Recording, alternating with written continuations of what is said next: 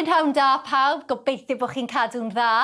Felly mae'r sesiwn heddi wedi anelu at mamau sydd wedi cael babi ac wedi penderfynu ail ddechrau wneud rhyw fath o ymarfer. Nawr mae'n holl bwysig os ydych chi wedi wneud y penderfyniad yna ac eisiau wneud rhyw fath o ymarfer a ffitrwydd eich bod chi'n gwrando ar eich corff a cymryd pethau yn araf bach. Hefyd, cofiwch os oes unrhyw cwestiynau gennych chi i fynd i'r doctor i sicrhau bod popeth yn iawn cyn dechrau ymarfer. Reit te, beth am i ni ddechrau? Lawr â ni ar y mat.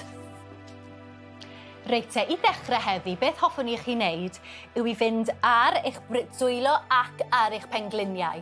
Nawr, beth dwi eisiau fan hyn yw i gweld bod eich dwylo o dan eich ysgwyddau a bod eich penglin o dan eich cliniau, gan cadw'r cefn na'n fflat. So ni eisiau'r cefn syrthio lawr. A be dyn ni'n mynd i wneud, dyn ni'n mynd i gwthio un braich allan ar coes gyferbyn. Iawn, so gwthio'r braich allan, gwthio'r coes na allan mewn llinell syth ac i lawr. A'r ochr arall. Nawr, cwpl o bethau i feddwl am fan hyn, iawn.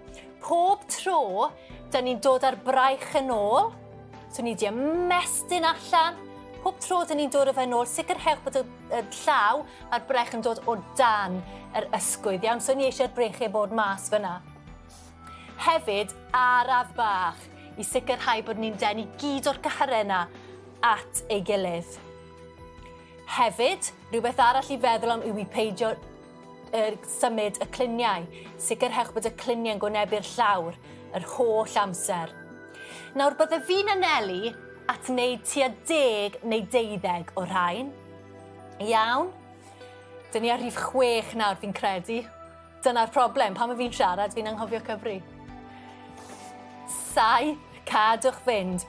Nawr, mae'n bwysig bod ni'n gwthio'r braich ac yn gwthio'r coes i ffwrdd o'i gilydd. Os ydych chi'n methu mynd â nhw'n uchel, dim ots. Bydd hwnna'n dod gyda cryfder, iawn? Cadw fynd, 2 ar ôl. Cadwch fynd. 1 ar ôl. Ar y bach, cofio popeth dyn ni'n neud.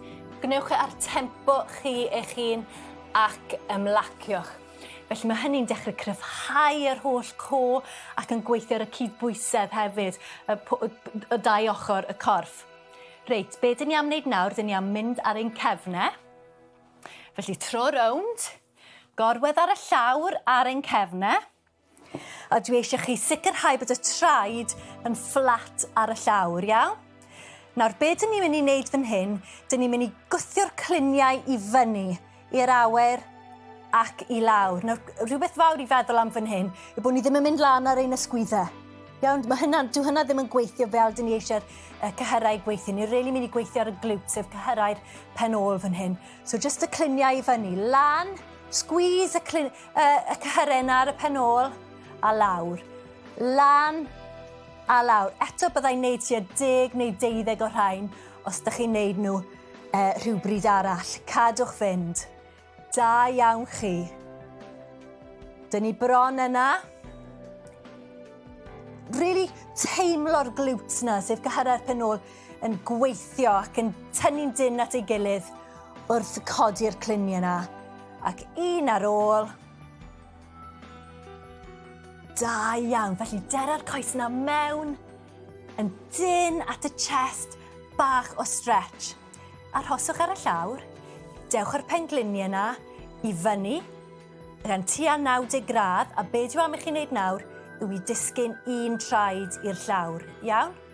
Just 1 ar y tro, gan sicrhau bod y cefn yn cadw'n fflat. Cadw fynd. Cwpl o rein i orffen. Nawr, os ydych chi methu cyffwrdd bysedd y traed ar y llawr, peidiwch y phoeni. Bydd hwnna'n dod gyda cryfder.